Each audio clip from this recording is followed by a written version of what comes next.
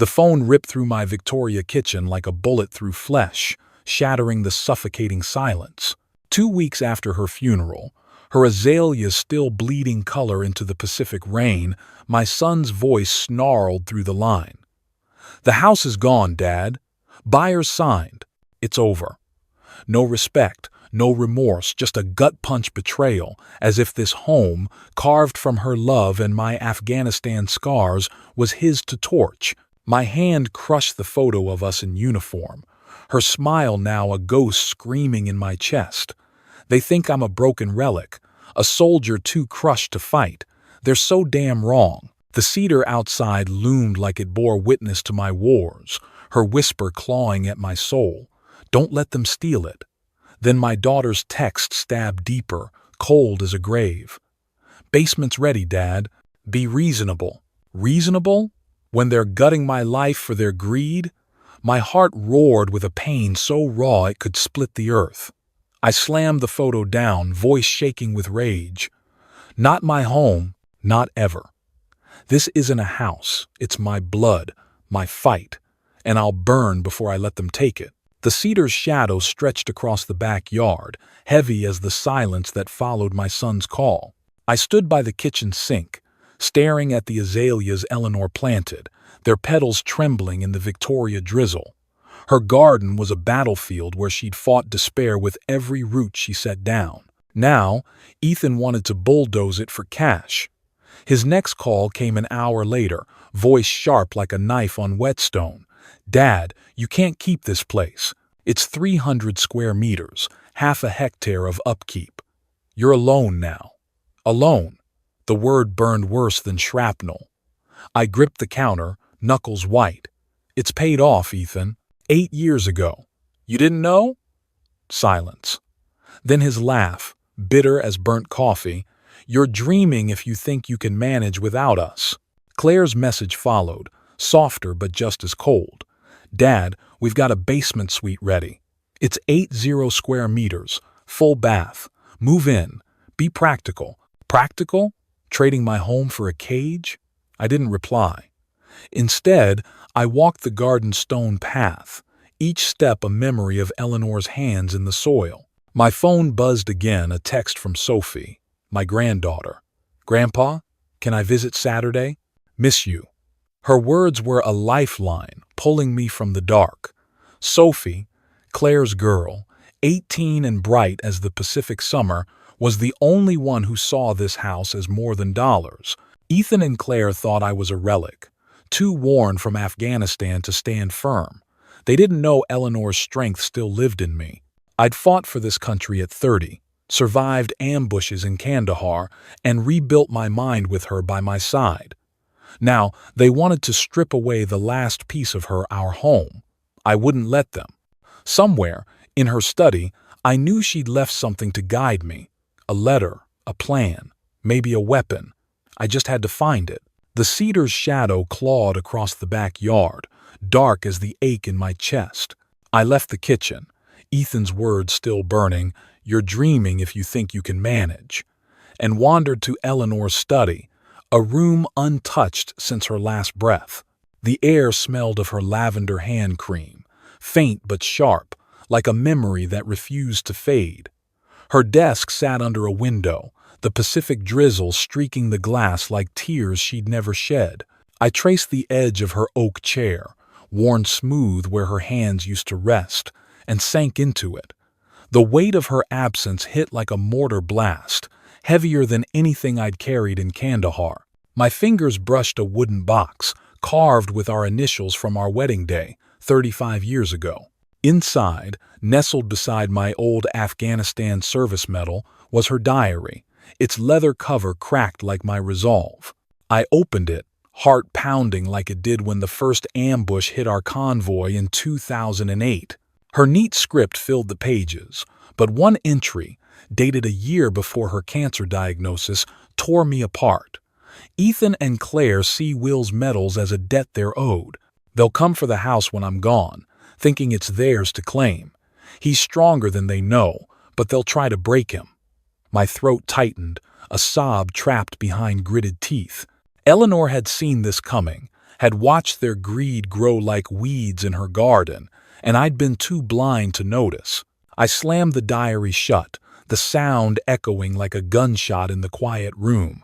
They weren't just stealing my home, they were spitting on her legacy, on every moment we'd fought for together. My phone buzzed again, a new email from Ethan, each word a fresh wound. Dad, we're moving forward. The realtor's drafting papers. If you won't sign, we'll file for guardianship. You're not yourself since Mom died. Guardianship. The word landed like a betrayal worse than any battlefield ambush.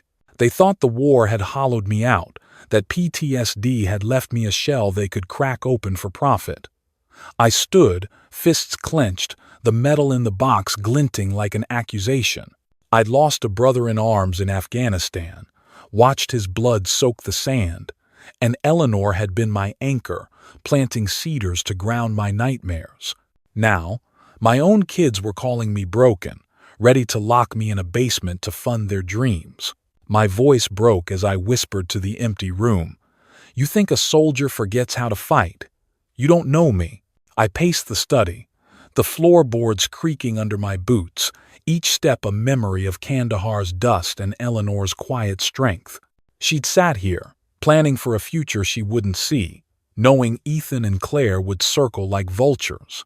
My eyes stung, not just from grief but from rage at them, at myself for not seeing their claws sooner. Another text from Claire pinged. Dad, we're worried about you. The house is too much. Let us help. Help? Her words dripped with the same false concern she used when she borrowed money for Sophie's tuition, money I'd been sending quietly for 2 years. I'd set up a $500 monthly transfer for Sophie's university, thinking it would ease her path. But Claire had claimed the credit, letting Sophie believe it was her doing. The lie cut deeper than Ethan's threats, a blade twisted in an old wound. I sank back into Eleanor's chair, the diary heavy in my hands. My mind flashed to Afghanistan, to the night I held a dying friend, promising to carry his memory home. Eleanor had helped me keep that promise, her hand steady as she planted azaleas to mark each year of healing. Now, her garden was all I had left, and they wanted to rip it up for a check. The pain was a living thing, clawing at my ribs, worse than any wound I'd taken in war. I pressed my palms to my eyes, trying to hold back the flood, but it came anyway, a raw, choking sob that shook the room. They thought I was weak, a man undone by grief and war. But Eleanor's words in that diary burned brighter than their lies. He's stronger than they know. I stood, wiping my face, the metal cold against my skin. I wasn't done fighting, not yet. Somewhere in this study, she'd left me a way to win. The study's air clung to me, thick with Eleanor's lavender scent, her diary still burning in my hands like a live coal. The Pacific rain tapped the window, a steady drumbeat urging me to keep searching. She'd known Ethan and Claire would come for the house, her words in that leather-bound book a warning from beyond the grave. They'll try to break him. My fingers, rough from years of gripping rifles and shovels, fumbled through her desk's bottom drawer, past old letters and faded photos, until they hit a hidden panel. A soft click, and it gave way, revealing a pale blue envelope sealed with her tidy script. Will, if you're reading this, they're circling. Keep this quiet. My heart thudded like it did in Kandahar, waiting for the next blast.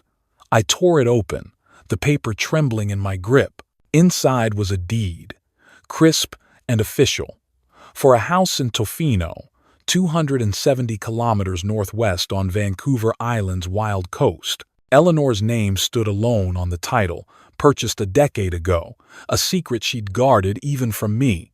A bank statement showed a modest account, $12,000, enough for a fresh start. Tucked behind it, a life insurance policy named Sophie as the sole beneficiary, $50,000 for her future, bypassing Ethan and Claire. A letter in Eleanor's handwriting unfolded like a map to salvation. Will, this Tofino house is your escape. They'll try to cage you, call you broken. You're not. You fought for this country. Now fight for your peace. Trust Mary Sullivan, she's kept this place ready. Don't let them take your strength, soldier." Her words hit like a lifeline thrown across a battlefield, pulling me from the abyss. I could almost hear her voice, steady as the Pacific tide, urging me to stand tall. I leaned back in her chair, the oak creaking under my weight, and stared at the deed. Tofino. We'd gone there once, years ago, walking the beach at Long Beach, her laughter louder than the waves. She'd pointed to a cedar-shaded cottage and said, "That's where we'll hide from the world." I thought it was a dream, but she'd made it real, a sanctuary built while cancer ate her away. The pain of her loss clawed at me, but now it mixed with a spark anger hardening into resolve. Ethan and Claire thought I was a relic, too frail to hold this Victoria house, all 300 square meters of it, paid off 8 years ago. They didn't know about Tofino, about Eleanor's plan to shield me from their greed. My phone buzzed. Another text from Claire. "Dad, we're meeting the realtor tomorrow. Don't make this hard." Hard? They were the ones tearing at my life like scavengers. I ignored it and dialed Mary Sullivan, Eleanor's old friend in Tofino, listed on a note in the envelope. Her voice answered, warm but firm, like the cedar she lived among. "Will, I've been waiting for your call. The house is ready. White clapboard, blue shutters, right by the ocean. Eleanor said you'd need it." I swallowed, throat tight. She planned this? Mary's laugh was soft, like waves on sand. Every detail. She said you'd fight when the time came. Next, I called David Fraser, our lawyer in Victoria. His voice was steady, like a man who'd seen too many family wars. "Bring the papers, Will. Meet me at my office. 10 a.m. We'll make sure they can't touch you." I hung up, the envelope heavy in my hands, its contents a weapon Eleanor had forged for me. The rain outside slowed, but the storm in me was just beginning. I wasn't just a grieving widower or a broken soldier. I was a man with a plan, and they'd never see it coming. I stood, the study's walls seeming to nod in approval, and slipped the envelope into my jacket. Tomorrow, I'd start fighting not with fists, but with paper and will, the way Eleanor taught me. The courtroom in Victoria smelled of polished wood and stale coffee, its fluorescent lights buzzing like a distant drone over Kandahar. I sat at the defendant's table, the pale blue envelope from Eleanor's study tucked inside my jacket, its weight a shield against the storm. Across the room, Ethan and Claire sat with their lawyer, a slick Vancouver type with a tie too tight for honesty. Ethan's jaw was set, his eyes avoiding mine, while Claire fidgeted, her fingers twisting a tissue like it could unravel her guilt. They'd filed for guardianship, claiming I was too broken by grief and war to manage my own life. My 300 square meter Victoria home paid off 8 years ago. The judge, a woman with a face like weathered granite, called the session to order, her voice cutting through the tension like a bayonet. "Mr. Thompson, your children assert you're unfit to maintain your property. Respond." I stood, back straight as it was in Afghanistan, and met her gaze. "Your Honor, I've paid every tax on time, fixed the roof last spring, and kept the furnace running through Pacific winters. I'm not the one who's lost direction." David Fraser, my lawyer, slid a folder across the table, its contents a weapon Eleanor had forged. I opened it, revealing the Tofino deed 270 kilometers away, a house in her name alone, safe from their reach. "This is my wife's legacy," I said, voice steady but burning. "A house in Tofino, bought 10 years ago, fully paid. She left it to me, not them. And this," I held up the Conservation Trust papers, "ensures the half-hectare lot beside our Victoria home stays a garden, not a payout." The courtroom went still, the air heavy as before a mortar strike. Ethan's face reddened, his fists clenching on the table.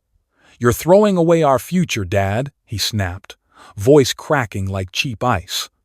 I turned to him, my eyes cold as the Pacific in January. "No, Ethan.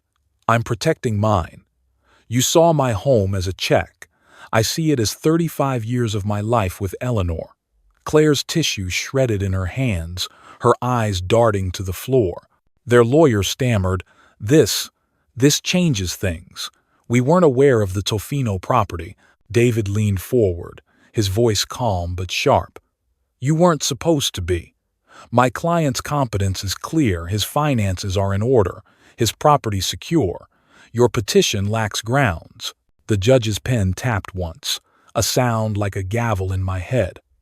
"Mr. Thompson," she said, "these documents confirm your sole ownership and a conservation trust for the Victoria lot. The guardianship claim is baseless."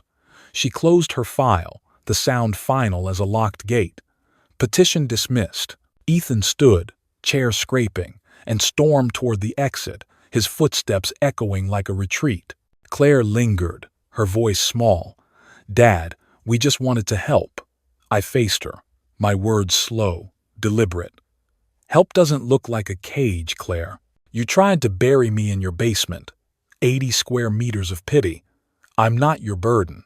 I gathered my papers, the Tofino deed glinting like a medal I'd earned. Sophie wasn't here, she had exams, but I felt her presence, her $50,000 trust safe in Eleanor's foresight. As I walked out, the courthouse's cedar-paneled walls seemed to nod, like the trees Eleanor planted to ground my ghosts. Ethan and Claire thought they could break me, a soldier undone by war and loss. But Eleanor's plan, hidden in that blue envelope, was my counterattack. I'd won this round, not with fists but with her wisdom. Outside, the Victoria sky was gray, the drizzle soft on my face. I clutched the envelope, its edges worn but unyielding. They'd come for me again, Ethan's anger, Claire's tears, but I was ready. Eleanor had armed me, and the fight was far from over. The Victoria courthouse's echo still rang in my ears as I drove home, the pale blue envelope from Eleanor's study safe in my jacket. The Pacific drizzle had stopped, leaving the air sharp with the scent of wet cedar, but the storm inside me churned fiercer than ever. Ethan's courtroom outburst, "You're throwing away our future," and Claire's shredded tissue lingered like shrapnel in my mind. They'd lost their guardianship bid, but I knew they weren't done. My phone buzzed as I pulled into the driveway. A text from Sophie, my granddaughter, her words a beacon in the dark. "Grandpa, I'm coming over. Something's wrong." My gut twisted, the same way it did in Kandahar when a mission felt off. Sophie, 18 and fierce as Eleanor's azaleas, deserved better than her mother's lies. She arrived an hour later, her university backpack slung over one shoulder, eyes red but burning with a fire I recognized. She dropped a crumpled letter on the kitchen table, Claire's handwriting jagged across the page. "Dad, I'm sorry, but selling the house is best. Think of Sophie's future." Sophie's voice cracked, sharp as a snapped branch. "Mom said she's been paying my tuition." "Is that true, Grandpa?" I set my coffee down, the mug cold as the truth I'd been shielding. "No, Sophie," I said, my voice low, steady, like I was diffusing a bomb. "I've sent $500 a month to your account for 2 years, $12,000 total. For your books, your fees, your dreams."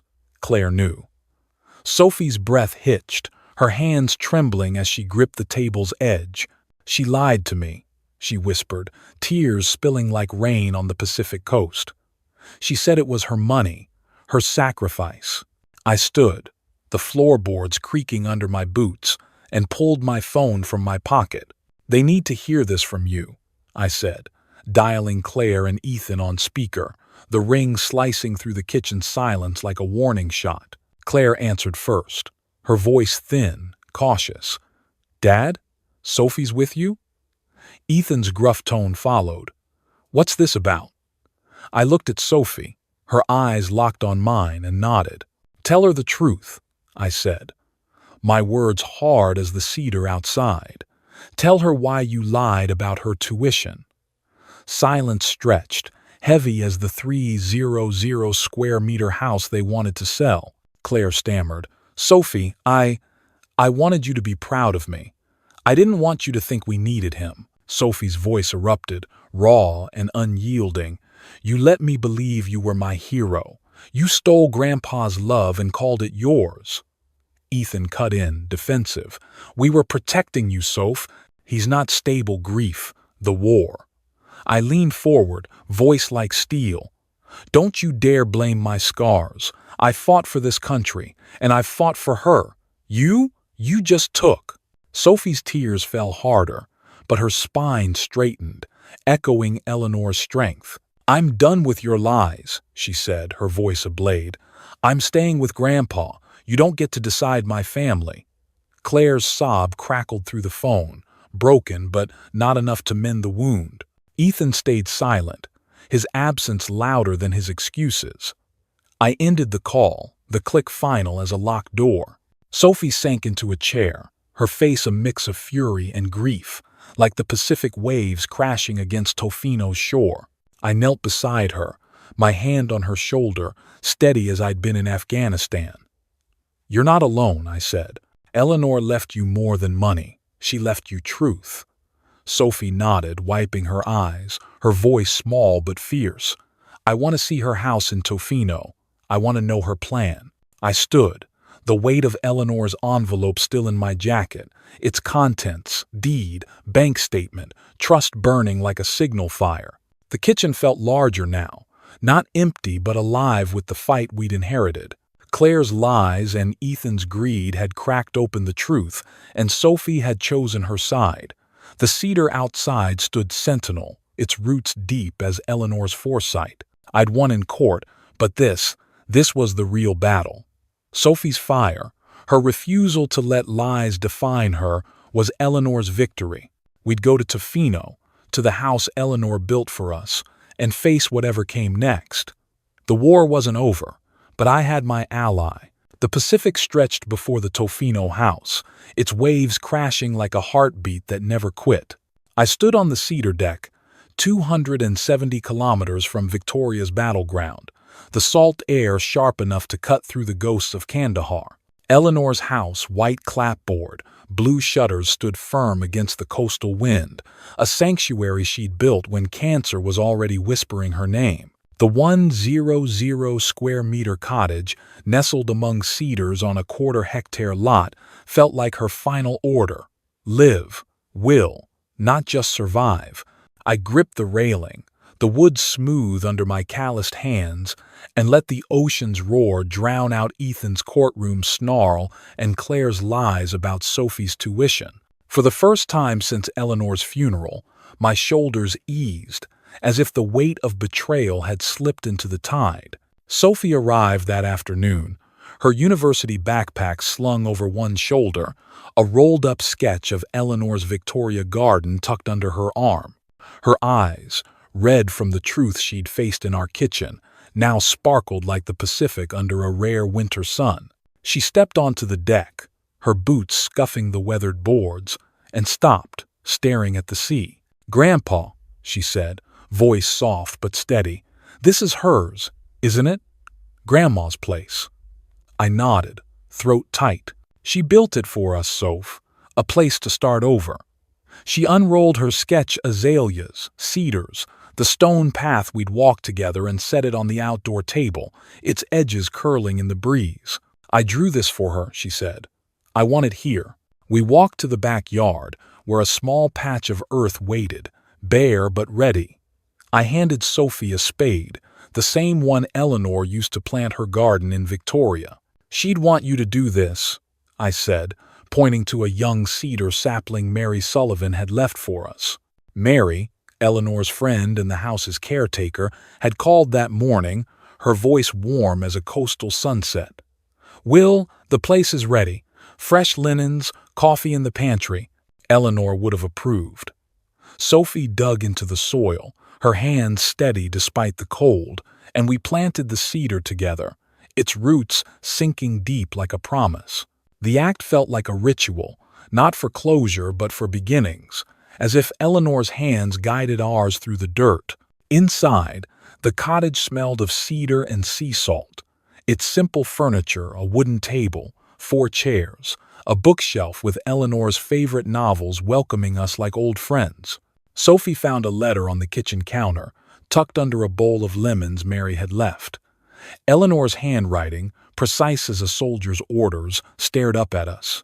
"Will, this house is your peace. Teach Sophie to fight for hers. The ocean doesn't apologize for being vast, neither should you." Sophie read it aloud, her voice breaking on peace, and looked at me, eyes wide. "She knew I'd need this," she said. "She knew I'd need you." I swallowed, the lump in my throat heavy as a rucksack from Afghanistan. "She always knew, Soph. She planned for us to stand tall." We sat at the table, the lemon's sharp scent mixing with the salt air, and talked not about Ethan's greed or Claire's lies, but about Eleanor. Sophie shared a memory of baking with her in Victoria, flour dusting their hands like snow. I told her about Tofino, how Eleanor laughed louder than the waves when we walked Long Beach years ago. The pain of her absence lingered, but here, in this house, it softened, like a wound finally scabbing over. Sophie traced the letter's edges, her voice firm. "I'm staying here for the summer, Grandpa. I want to learn what she left us." I nodded, my heart full. "Then we'll learn together." The ocean sang outside, its rhythm steady as a soldier's march. I thought of Kandahar, the chaos I'd survived, and Eleanor, who'd taught me to plant roots to hold my ghosts. This house, this moment with Sophie, was her final gift, a place to heal, not hide. We'd won the courtroom fight, and Sophie had faced her mother's betrayal. Now, Tofino was our ground to rebuild. The cedar sapling stood outside, small but unyielding, like the strength Eleanor saw in us both. The Tofino sun dipped low, painting the Pacific gold, its light catching the cedar sapling Sophie and I had planted in the backyard of Eleanor's 100 square meter cottage. The ocean's rhythm, steady as a soldier's march, filled the air, and I stood on the deck, the salt breeze softening the edges of my scars both from Kandahar and the courtroom. Eleanor's letter, read yesterday with Sophie, still echoed, "Teach Sophie to fight for her peace." I'd won the battle to keep my Victoria home and Tofino's sanctuary, but Ethan and Claire's betrayal lingered like a bruise. They'd tried to cage me, to sell my 300 square meter life for their gain, but Sophie's fire in our kitchen confrontation had shifted something. I wasn't ready to forgive, but I was ready to listen. My phone buzzed as I sipped coffee from a mug Sophie had found in Tofino's market, its glaze rough like the coast. A letter from Claire arrived in my inbox, her words careful, like footsteps on thin ice. "Dad, I'm sorry. I was wrong to lie about Sophie's tuition. I want to visit Tofino, to talk, not to take. Please." I stared at the screen, the words stirring a memory of Claire at 10, helping Eleanor weed the azaleas in Victoria, her hands clumsy but earnest. She'd lost that earnestness somewhere, buried it under ambition and lies, but this letter felt different, raw, like the Pacific's unpolished waves. I typed back, my fingers deliberate. "Come when you're ready to talk, Claire. Not to take. Bring Sophie." I hit send, the act feeling like a truce, not a surrender. Ethan's message came later, unexpected as a summer storm. A photo of a cedar table, its edges sanded smooth, arrived with a note, "Fix this myself, Dad. Not as good as yours, but I tried." I zoomed in, the grain uneven but honest, like the boy who'd once followed me to Victoria's hardware store, eager to learn. He'd traded that boy for a suit and a realtor's handshake, but this table was a crack in his armor. I didn't reply, not yet. A soldier knows timing is everything, and Ethan needed to sit with his effort before I gave him mine. I saved the photo, though, a small nod to the man he might become. Sophie stepped onto the deck, her hair catching the fading light, a sketchbook under her arm. "Grandpa," she said, voice steady as the cedar we'd planted, "I'm enrolling at Vancouver Island University, 100 kilometers from here. I want to stay close, learn what Grandma left us." Her eyes held Eleanor's fire, the same resolve I'd seen when she faced Claire's lies. I smiled, the first real one since the funeral. "You're building your own path, Soph," I said. She'd be proud. She opened her sketchbook, revealing a new drawing, our Tofino cottage, blue shutters sharp against the white clapboard, the ocean alive behind it. "This is home now," she said, and I felt the words settle, warm as the coffee in my hand. I walked to the quarter-hectare lot's edge, where the cedar sapling stood, its needles soft but stubborn. Claire's letter and Ethan's photo weren't apologies enough, not yet, but they were seeds, like the one we'd planted. I thought of Afghanistan, of brothers in arms who'd fallen, and Eleanor, who'd taught me to rebuild with roots, not regrets. Forgiveness wasn't my goal, understanding was. Claire needed to earn her way back, and Ethan needed to learn that a table wasn't a contract. Sophie, though, was already here, her choice to stay a bridge Eleanor had built. The Pacific sang its endless song, and I let it wash over me, the salt air cleaner than Victoria's courtroom. I'd fought for this house, for Sophie's truth, for my own peace. Now, I'd let Claire and Ethan take their steps, on my terms. The cedar sapling swayed, a reminder that growth takes time, not permission. I turned back to the cottage, Sophie sketching at the table, and knew we'd face whatever came next together. The Tofino dawn broke over the Pacific, its light spilling across the 100 square meter cottage like a promise kept. I stood on the cedar deck, coffee steaming in the mug Sophie picked from the market, its rough glaze grounding my hand. The ocean hummed, steady as a soldier's heartbeat, and the cedar sapling we'd planted swayed in the breeze, its roots already claiming the quarter-hectare lot. Sophie joined me, her sketchbook tucked under her arm, a new drawing of Eleanor's azaleas glowing in the morning sun. We didn't speak at first, letting the waves carry our thoughts. Eleanor's letter, read days ago, lingered like a lighthouse. Teach Sophie to fight for her peace. We'd fought through Ethan's greed, Claire's lies, and the courtroom's cold walls and found this place, Eleanor's gift, where healing felt like breathing. I set the mug down and pulled out a notepad, its pages worn like my old service medals. "Let's make a list, Soph," I said, voice soft as the Tofino tide. "What we keep, what we let go, what we build." She nodded, her eyes bright as the Pacific summer. We wrote, "Keep the cedars, Eleanor's love, our truth. Let go of control, greed, lies.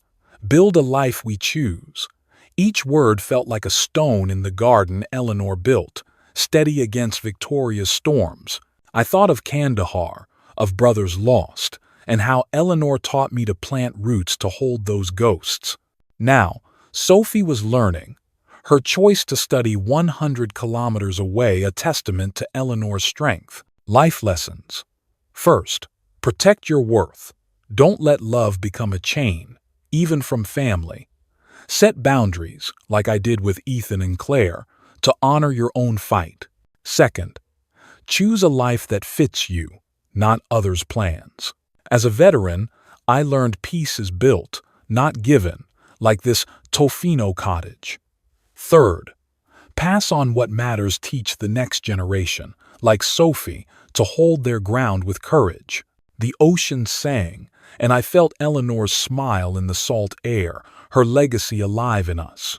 If this story stirred your heart, please like it, share your own fight in the comments, and subscribe to Maple Revenge. Let's keep telling stories that matter.